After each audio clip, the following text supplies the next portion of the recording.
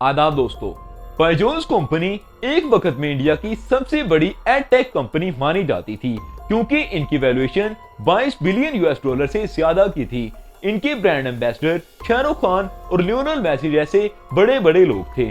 दूसरी तरफ यही कंपनी न सिर्फ इंडियन टीम को बल्कि फीफा वर्ल्ड कप जैसे इवेंट्स को भी स्पॉन्सर कर रही थी। इस कंपनी के अंदर अभी ऐसे डाउनफॉल चल रहे हैं जिनकी समझ किसी को भी नहीं आ रही कि असल के अंदर इनकी रीजंस क्या हैं। आज की इस वीडियो के अंदर हम इन्हीं चीजों को देखेंगे क्योंकि हाल ही में दिसंबर 2023 के स्टार्ट के अंदर इस कंपनी के मालिक रविंद्रा बायजूस ने अपने घरों को गिरवी रखकर 12 मिलियन यूएस डॉलर का लोन लिया। वो लोन सिर्फ और सिर्फ इस वजह से लिया गया है ताकि एम्प्लॉयज की सैलरीज को पे किया जा सके। तो अभी चेक करते हैं कि कई दफा कंपनी की तेज ग्रोथ भी इनके लिए माइनस फैक्टर साबित होती है और उसकी वजह से कंपनी डाउनफॉल का शिकार कैसे बन जाती है। अगर आपने हेल्थियोन एरा को सब्सक्राइब नहीं किया तो प्लीज मेक श्योर सब्सक्राइब। शुरू करते हैं बायजूस की शुरुआत से क्योंकि बायजूस कंपनी कोई बड़े लेवल से शुरू नहीं हुई थी। बायजूस के मालिक बायजूस रविंद्रा 1980 में केरला के एक इलाका के अंदर पैदा हुए। इनके वालिद एक गवर्नमेंट स्कूल के अंदर फिजिक्स के टीचर थे और इनकी मम्मा भी उसी स्कूल के अंदर मैथ्स पढ़ाती थी, यानी कि एजुकेशनल सिस्टम के साथ ये बचपन ही से अटैच थे। इन्होंने अपनी 7वीं क्लास तक की स्टडी उसी स्कूल के अंदर की, लेकिन उसके बाद कन्नौर के स्कूल के अंदर चले गए और अपनी तालीम को वहां पर जाकर जारी कर लिया। वहां पर स्कूल लाइफ को खत्म करने के बाद कॉलेज के अंदर एडमिशन लिया और government college of engineering of Kannur के अंदर अपनी इंजीनियरिंग की डिग्री हासिल की।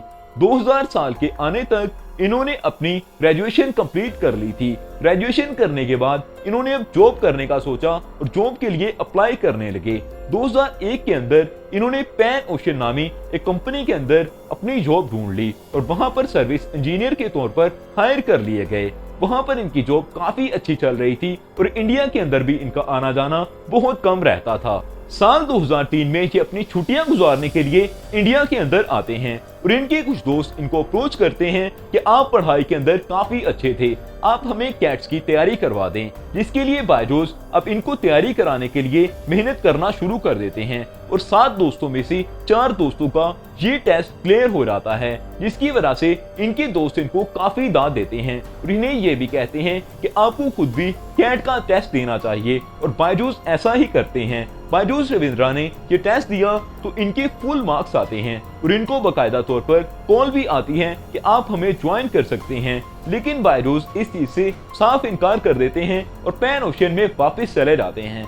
2005 के अंदर ये दोबारा से इंडिया के अंदर आते हैं और फिर से एक दफा कैट का टेस्ट देते हैं। इस दफा भी ये फुल मार्क्स हासिल करते हैं और इनको दोबारा से ज्वाइनिंग के लिए बुलाया जाता है, लेकिन वो इस दफा भी बिल्कुल इनकार कर देते हैं। इन्होंने कई दफा अपने इंटरव्यूज के अंदर बताया कि इनको इसके अंदर कोई भी इंटरेस्ट नहीं था, लेकिन वो कैट्स का इम्तिहान सिर्फ इसलिए दे रहे थे कि उनके दोस्त उन्हें कन्वेंस कर रहे थे। उनके दोस्तों ने इस दफा उनसे कहा कि दोबारा से उनको टेस्ट की तैयारी कराई जाए, लेकिन इस दफा सैकड़ों की तादाद में स्टूडेंट्स उनके साथ जुड़े हुए थे, जिसके बाद उन्होंने बाकायदा तौर पर इनके सेशंस लेना स्टार्ट कर दिए। लेकिन 2005 के बाद इन्हें इस चीज का ख्याल आया कि उन्हें पढ़ाने के अंदर काफी मजा आ रहा है, इसलिए उन्होंने कहा कि वो फॉर्मली इस बिजनेस को स्टार्ट करेंगे और इसको एज अ बिजनेस लेकर चलेंगे। इसलिए इन्होंने 2006 के अंदर अपना फर्स्ट ऐसा बिजनेस स्टार्ट किया था जो कि एजुकेशन के रिलेटेड था। रविंद्रा बायजूस का पढ़ाने का तरीका तो अच्छा था ही, इनका अपना एक ऐसा स्टडी मॉडल भी काम कर रहा था जो कि इन्होंने बनाया था। इन्होंने फ्रीमियम मॉडल के थ्रू स्टडी देना स्टार्ट की। एजुकेशन देने के लिए फ्रीमियम मॉडल का इस्तेमाल किया जा रहा था, यानी कि आप पहली क्लास बिल्कुल फ्री ले सकते हो और अगर आपको पढ़ाने का तरीका और एजुकेशन सिस्टम पसंद आता है तो आप अगली क्लास के लिए पर सेशन 750 रुपए दे सकते हैं। और इसी के ऊपर इनके पूरे का पूरा सिस्टम चल रहा था, जिसके अंदर अब स्टूडेंट्स हजारों की तादाद में आने लगे। अब देखा यह जा रहा था कि अगर 10 स्टूडेंट्स प्रीमियम के अंदर आते हैं तो उनमें से 9 स्टूडेंट्स एजुकेशनल सिस्टम को देखते हुए अभी पेड के लिए भी आ रहे थे और इसी वजह से ये कैट टॉपर के नाम से मशहूर होने लगे और साल 2012 तक जाते जाते इन्होंने अपने स्टूडेंट्स की तादाद 25,000 कर ली थी। अब एक शहर से निकलकर इन्होंने 9 से 10 शहरों तक अपने सिस्टम को बिछा दिया था और लोग इनको बखूबी जानते थे और अब लोग इस स्टेज पर आ चुके थे कि कोई भी इन पर पैसा लगा सकता था। लेकिन साल 2012 तक अभी किसी ने भी इनके ऊपर पैसा इन्वेस्ट नहीं किया था। साल 2012 में रविंद्रा बायजूस की मुलाकात मणिपाल ग्रुप के ओनर रंजन पाई से होती है, जो कि इनकी कंपनी के अंदर 50 करोड़ रुपए इन्वेस्ट करते हैं और ये इस शर्त पर इन्वेस्ट किए गए थे कि आपको अब डिजिटल आना चाहिए। 2012 के 3 साल गुजर जाने के बाद पहली एप्लीकेशन बनाई जाती है जिसके ऊपर लर्निंग सिखाई जा रही होती है और अब इसके ऊपर बाकायदा तौर पर काम चल रहा था। अब इनके अच्छे दिन शुरू हो चुके थे और जिंदगी के अंदर एक नया मोड़ आ चुका था। साल 2015 के अंदर इस कंपनी को 25 मिलियन की इन्वेस्टमेंट मिलती है और साल 2016 के अंदर ये इन्वेस्टमेंट 50 मिलियन की हो जाती है। अगले साल जाकर इनकी कंपनी मजीद तरक्की करती है और अब शाहरुख खान को ब्रांड एम्बेसडर के तौर पर हायर कर लिया जाता है। दूसरी तरफ 2018 तक आते आते इनकी कंपनी 1 बिलियन की वैल्यूएशन के साथ इंडिया की सबसे बड़ी एड टेक कंपनी बन चुकी थी। अब कंपनी के अंदर कोई भी खराबी नहीं चल रही थी, लेकिन अभी पैंडेमिक आने वाला था। जब पैंडेमिक आया तो पूरी दुनिया परेशान थी, लेकिन रविंद्रा बायजूस अपने अच्छे दिनों का इंतजार जो इतनी देर से कर रहे थे वो अब आ चुके थे, क्योंकि इनकी कंपनी पहले ही 1 बिलियन पर थी और ऊपर से पूरे के पूरे स्कूल्स को बंद कर दिया जाता है। स्कूल्स और कॉलेजेस के बंद होने की वजह से अब ऑनलाइन लर्निंग का सिस्टम स्टार्ट हो रहा है और इसकी रेस के अंदर पहले से ही बायजूस कंपनी बहुत आगे निकल चुकी थी। इसकी वजह से अब लोग फंडिंग भी इन्हीं को कर रहे थे और सारे के सारे स्टूडेंट्स भी इनके पास आ रहे थे। अब पहली दफा इस प्लेटफॉर्म को ओपन खोल दिया गया कि आप फ्री के अंदर आ सकते हैं और पढ़ सकते हैं, क्योंकि अब इनका ज्यादा पैसा फंडिंग की वजह से आ रहा था। फंडिंग की वजह से आने वाले पैसे की वजह से इनको काफी फायदा हुआ, क्योंकि 36 बिलियन रुपीस इनको फंडिंग के तौर पर सिर्फ एक ही साल 2020 के 1 महीने के अंदर मिले थे और उसी पैसे की वजह से अब रूल्स और रेगुलेशंस के अंदर कैसी चेंजिंग्स की जाती हैं कि कंपनी के अंदर खराबी बनना शुरू हो जाती है।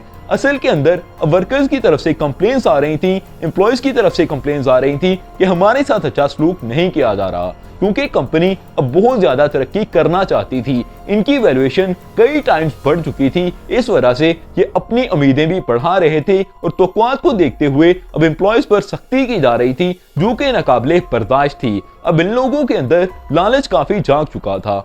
अब पेरेंट्स को भी कन्वेंस किया जाने लगा कि आप लोन लेने के अंदर हमारी हेल्प करें, आपके बच्चों के लिए हम इतना कुछ कर रहे हैं तो आप भी हमारी हेल्प करें और अपने बच्चों के लिए कुछ कोर्सेज लें जो कि उनके लिए शायद जरूरी भी नहीं थे।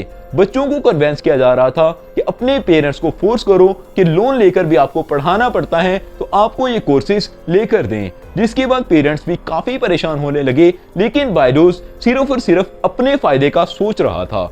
उसके बाद इनका बुरा टाइम स्टार्ट हो रहा है, क्योंकि अब पैंडेमिक खत्म हो रहा था और इन्होंने अपना सारा पैसा गलत जगह पर इन्वेस्ट कर दिया था। बायजूस ने कुछ ऐसी कंपनीज को खरीदा जिनके अंदर व्हाइट हैट जैसी कंपनीज थी जो कि कोडिंग के लिए इस्तेमाल हो रही थी। कुछ लर्निंग प्लेटफॉर्म्स थे जिनको खरीदना शायद इतना ज्यादा जरूरी नहीं था और वो आने वाले वक्त के अंदर बहुत बड़े लॉसेस देकर गईं, जिसकी वजह से इनका पैसा ना सिर्फ जाया हुआ बल्कि ये माइनस के अंदर जाने लगे। जिन लोगों से इन्होंने कर्जा लिया था, जिन कंपनी से कर्जा लिया था, वो पैसे वापस मांग रहे थे। अब इनके फंड्स को रोक दिया गया, इनके तमाम लोन्स को भी रोक दिया गया और इनके लोन्स पास नहीं हो रहे थे, जिसकी वजह से एम्प्लॉयज भी तंग थे कि उनके ऊपर भी प्रेशर आ रहा था। लेकिन बायजूस को ऐसी कंडीशन के अंदर कुछ भी समझ नहीं आया कि उनको क्या करना चाहिए। उन्होंने जो पैसा था वो यूएस के अंदर इन्वेस्ट करने की कोशिश की, लेकिन वहां पर भी उनको भारी नुकसान हुआ और शायद ये सब कुछ उनके पिछले लालच की वजह से हो रहा था